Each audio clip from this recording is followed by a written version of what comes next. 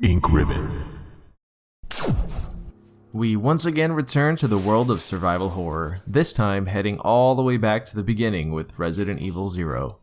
Now, I'll be honest, I didn't know if there would be enough to do a whole video on, but I was surprised at the amount of things I didn't know about. And I'll admit, this is the Resident Evil game that I'm probably the least familiar with, but I did my best to search deep into the internet for things that people may not have known. And with that, here is my list for the top 10 secrets and Easter eggs in Resident Evil 0. Number 10. Glitch kills. In Resident Evil 0, there are a few places where you can't get hurt by enemies. These are usually around elevators, most likely to prevent zombies from riding them, as I'm sure it would probably mess up something in the game.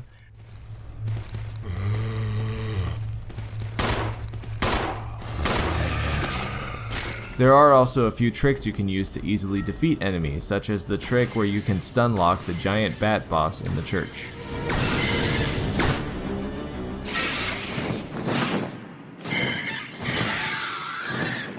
Number 9. Manual partner control. I know a lot of people are going to know this one, but some might not, so I'm including it. I found out that by using the second analog stick or the C-stick on the GameCube, you can manually control your partner. It's a bit wonky and hard to use sometimes, but it's really handy when you need them to get out of your way, or back away from enemies that they may be getting too close to. That way you don't have to constantly switch back and forth between them. Number 8. Ace Ventura Reference. So literally every video I do ends up having some weird obscure movie reference, and I'm not gonna fight it anymore. This one is a small nod to Ace Ventura: Pet Detective in the form of 2 trophy titles.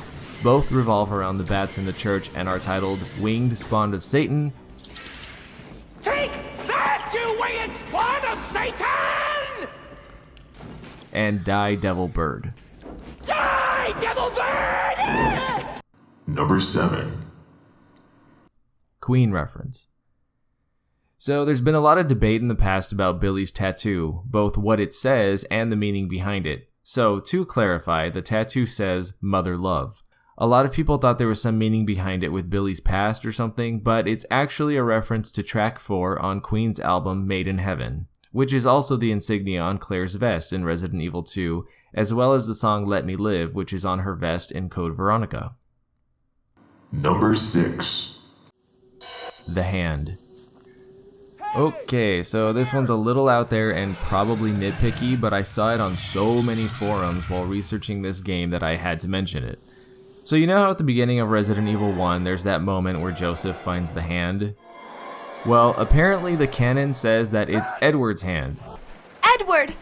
Are you alright? But this is disproven when Edward has both hands in Resident Evil 0.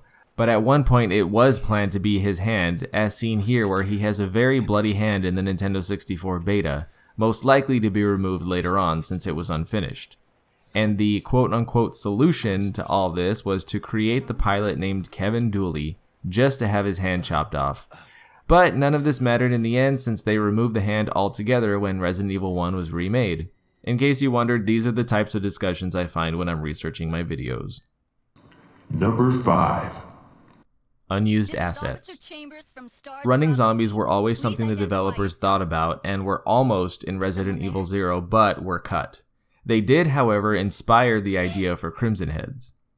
Along with the unused enemy idea were a few items that were still in the game files but are never used. Among these are 2 very interesting ones, a pink herb and silencers. As to what the pink herb would have done, I have no idea. Why don't you guys leave a comment and tell me what you think the pink herb would be for? Number 4. Original characters.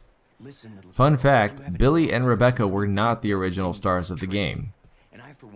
The game originally starred 2 civilians named Annie and Billy. Now I know he might have the same name, but this Billy looked very different. It's a really interesting style choice for Resident Evil, but regardless, this concept art is all that remains. What should I call you? Number 3. Scorpion Skip. At the beginning of the game is the first boss, a giant scorpion, which is on a train for some reason, and it can really mess you up, even killing you in one hit. But there's a trick where you can simply walk past him. From your inventory, drop an item. When the scorpion lunges at you, pick up the item at the right time and it will go through you, allowing you to waltz right out of there. Number 2. Geographical Nonsense. If you thought the hand brought up discussions about what is canon, this will really get you. So I will be the first to admit that I suck at navigation and geography, so it wasn't until I read some fan discussions that I realized this. But the relative locations between Resident Evil 0 compared to locations in 1 and 2 make very little sense. First, we have the most obvious one, which is the marshalling yard, or known to some as the factory or facility. Well, in Resident Evil 2, this is located well within Raccoon City, but in Resident Evil 0, they are already way out of town when they reach it, almost in the mountains. The common fan theory is that they had two identical factories, which would explain why the elevator is different, plus there's the fact that Enrico is there shortly before the events of Resident Evil 1. There is also the chance that the tram ride was just really long. There's also a lot of inconsistencies with the maps within the game that often don't make sense when combined, but it's honestly not that interesting. So I'm not going to go into it. Number 1. Original endings. How would you feel if Rebecca died at the end of Resident Evil 0?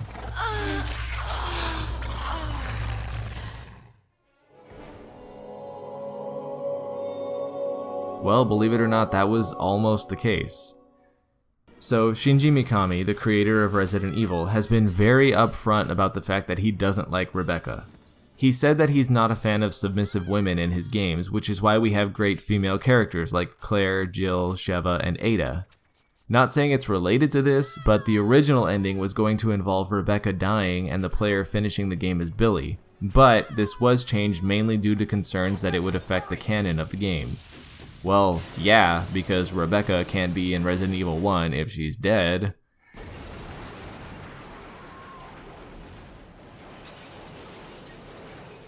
As for Billy, he joined Steve, Ashley, and Carlos in being characters that have never been reintroduced or mentioned again.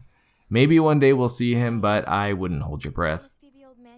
And that's it for this list. I hope you guys enjoyed it. If you did, feel free to like this video and subscribe to my channel. Also, don't forget to check out the community tab where you can vote on future videos. I'm Kai Morgan, and as always, thanks for watching Ink Ribbon.